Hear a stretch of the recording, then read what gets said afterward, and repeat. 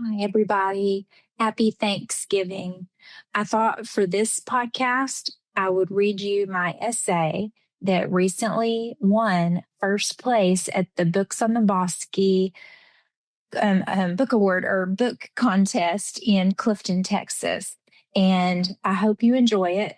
I'm pulling it up here right now on my computer, and it is called The Pet Mosquito. That's right, the pet mosquito. Growing up on a farm in Texas, I learned a lot from Mama and Daddy about having connections with the world and people around us. They both kept teaching and modeling the importance of connection until the end of their lives, sometimes in surprising ways. As a child, I quickly learned that connection with nature is critical to surviving in a world where so many variables lay vulnerable to atmospheric conditions. My daddy was in tune with the earth, the soil, and his crop. Each year, he made decisions and planted seeds with purpose and passion. In every moment spent outside, Daddy was present with the sky and the clouds, all while listening and watching to see what might happen next. If it rained too much, the days for waiting on the sun to shine and dry things up were as slow as a turtle making its way across a dirt road. If it was too dry, the sun seemed to shine even brighter, making it seem as if it would never rain again. For a farmer, forming relationships with produce managers is an art. I watched Daddy interact with people for business in a way that was hypnotizing. He met them where they were and listened to what they required before expressing his own needs. Consistently being present was for him a job not taken lightly. Once each party knew they could rely on the other, the trust was sealed.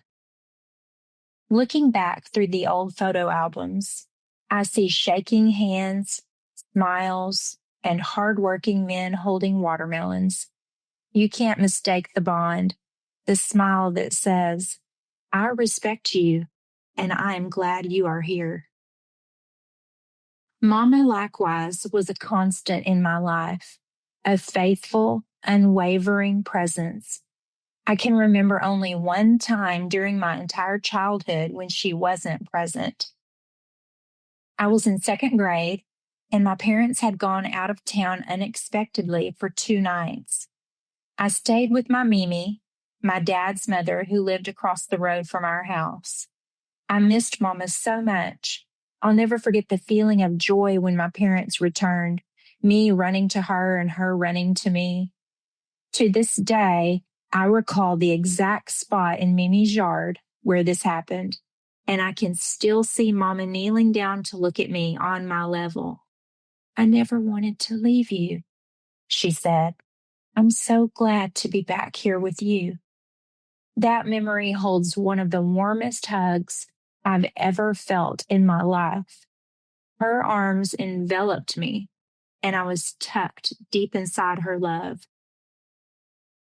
Even if we don't know it, each one of us is continually searching for someone to listen to us, someone to understand us. We seek to be heard and grasp onto someone who will help us move forward when times are difficult, and someone to share with when they aren't. When a relationship vanishes, we find out more clearly than ever how important it has been to us. On July 29th, 2019, Daddy's physical connection to my mama was severed forever through a farming accident. Mama was Daddy's best farmhand. There must have been a million times when she helped Daddy when he was on the tractor.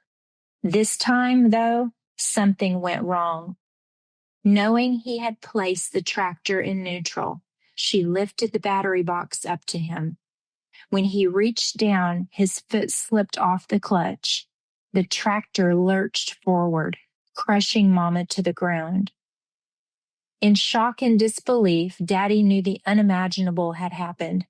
The love of his life, his best friend, the mother of his children and grandchildren, and the strongest connection he had on this earth was gone. Over the next 3 years, loneliness became his companion. The year 2020 came, and so did COVID-19, forcing millions of Americans into a state of unwelcomed solitude. I became one of Daddy's very few human visitors, working hard to maintain a sense of a meaningful connection.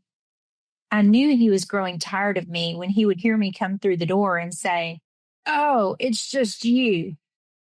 One morning in early June 2022, I brought in my usual coffee for two with a McDonald's big breakfast for Daddy. As he sat up in bed to drink his coffee, I began picking up the room and dusting off the dresser. "Oh, no, stop!" Daddy yelled.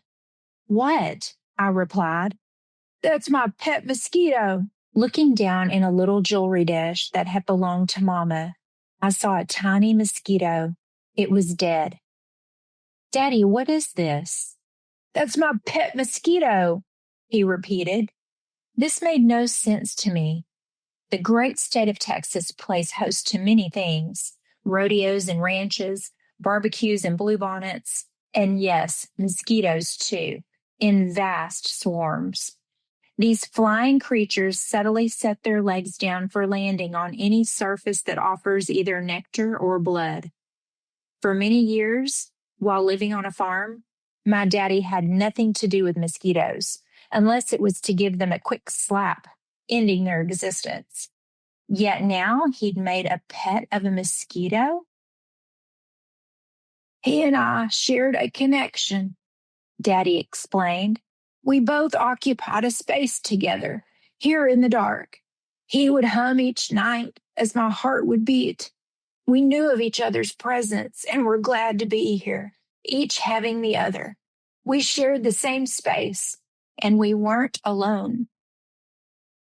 I realized in that moment how desperate my father was for connection. He had made a friend of a mosquito.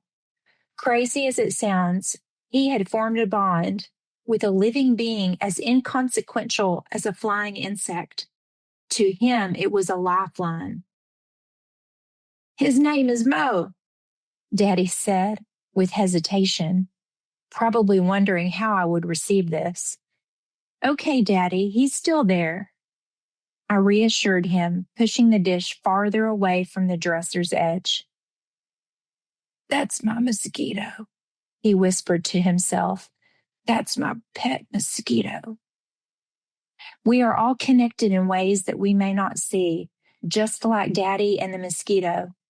Their bond was one that was felt, uniquely honoring the space of another and allowing them to simply be. Offering our presence is something we don't think about often, but it's one of the most appreciated acts of love we can do for another. Never underestimate the power of your presence. Happy Thanksgiving 2025. Have a safe and blessed Thanksgiving.